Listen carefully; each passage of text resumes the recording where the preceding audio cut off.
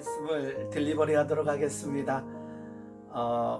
그나마 다행인 것은 아침마다 발표되는 코로나 확진자 수가 조금 줄어드는 것 같아서 조금은 마음이 놓입니다. 더 줄어들어야 되고 속히 종식되어 제가 이렇게 온라인으로 하나님의 말씀을 딜리버리 하는 것도 빨리 끝났으면 좋겠습니다. 코로나19 시대에 오면서 대면 예배와 비대면 예배의 논쟁이 기독교에서 참 활발하게 이루어졌습니다. 온라인 예배는 예배가 아니다라고 하는 아주 강력한 주장을 하시는 분들도 없지 않아 있습니다. 어떠한 주장을 하든지 간에 그들 모두 하나님께 대한 예배가 아주 소중하다라는 것은 어떠한 주장을 하든지 간에 인정하리라고 생각합니다. 비대면 예배냐 대면 예배냐가 라는 어떤 논쟁을 떠나서 이제는 이러한 고민을 좀 해야 될 때가 아닌가 생각합니다. 예배 드린 자의 삶은 어떠해야 되는가라는 거죠.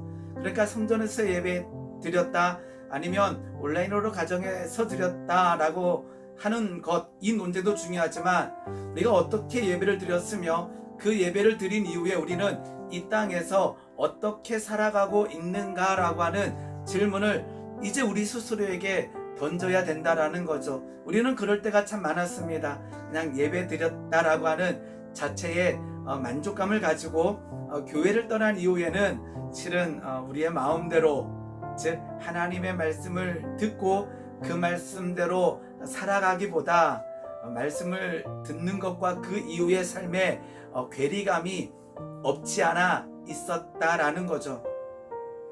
하나님께서는 우리에게 그러한 도전을 주시는 것 같아요. 결국은 우리는 성전 예배를 사모해야 되고 성전에서 하나님 앞에 나아가 예배할 때에 하나님께서 기뻐 받으신다라는 거죠. 그러나 성전 예배뿐만 아니라 우리가 가정에서 일터에서 우리의 삶 가운데 드려지는 그 가운데 하나님께서는 함께 하시고 동행하신다라는 것입니다. 누가복음 10장을 보면 강도를 만난 사람 이야기가 나와 있습니다. 예수님께서 말씀하시죠. 내 마음을 다하며 목숨을 다하며 힘을 다하며 뜻을 다하여 주 너희 하나님을 사랑하고 또한 내 이웃을 내 자신같이 사랑하라 하였나이다. 하나님 앞에 온전히 예배하고 그 예배에 드린 이후에 이웃에게 하나님의 사랑을 나타내라라고 하나님께서는 말씀하고 계십니다. 그때 이렇게 묻지요. 예수께 여짜오되 그러면 내 이웃이 누구입니까? 라고 물을 때에 예수님께서 어떤 사람이 예루살렘에서 여리고로 내려가다가 강도 만난 이야기를 해주십니다. 그런데 그 강도 만난 한 사람 주변에 누가 있냐 그러면 첫 번째는 제사장이 그 길을 내려가다가 그를 보고 피하여 지나갔다고 되어 있고, 두 번째는 이와 같이 한 레인도 그곳에 이르러 그를 보고 피하여 지나갔다 되어 있습니다. 그런데 이 이야기 속에 제사장이 등장하고 레위 사람이 등장합니다. 다 누구입니까? 예배와 제사와 관련되어 있는 사람들이라는 거죠. 그러면서 이제 어떤 사마리아 사람이 여행하던 중 거기 이르러 그를 보고 불쌍히 여겼다 되어 있습니다. 사마리아 여인, 그 시대에 소외받고 멸시받던 사마리아 여인이 그를 보고 불쌍히 여겨 그 강도 만난 사람을 도와주고 있다라는 것입니다. 그러면서 마지막에 질문하죠. 내 생각에는 이 세 사람 중에 누가 강도 만난 자의 이웃이 되겠느냐? 이르되 자비를 베푼 자니이다. 예수께서 이르시되 가서 너도 이와 같이 자비를 베풀라라고 말씀하십니다.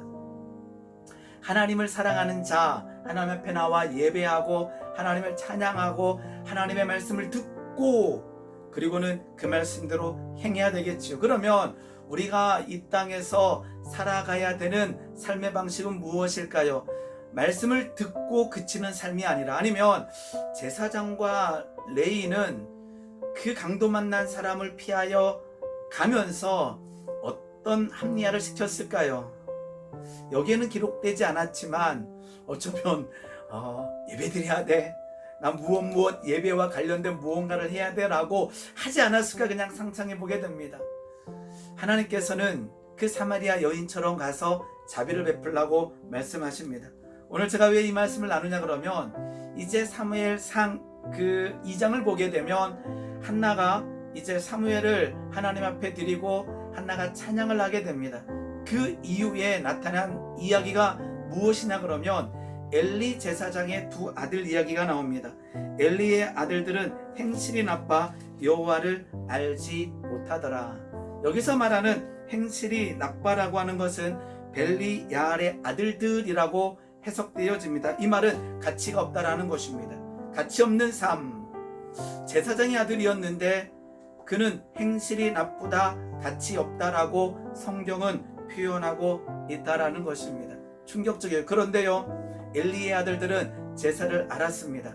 하나님을 알았습니다. 그런데 그들은 행실이 나빴다라고 기록되어 있죠.